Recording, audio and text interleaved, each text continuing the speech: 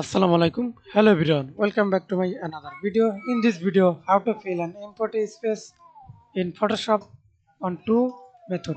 Okay. First of all, apply method. Okay. Select the. Now see this input layer. Okay. Now see this input space. Simply apply method on. Select the icon. Solid color. Change color. Okay. And another method. Delete this method. Method 2. Select the rectangle selection tool, click the double,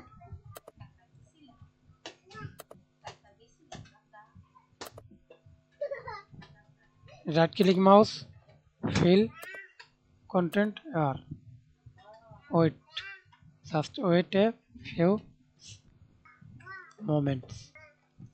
Result. Thanks for watching video. Please subscribe to my channel, like, comment, share.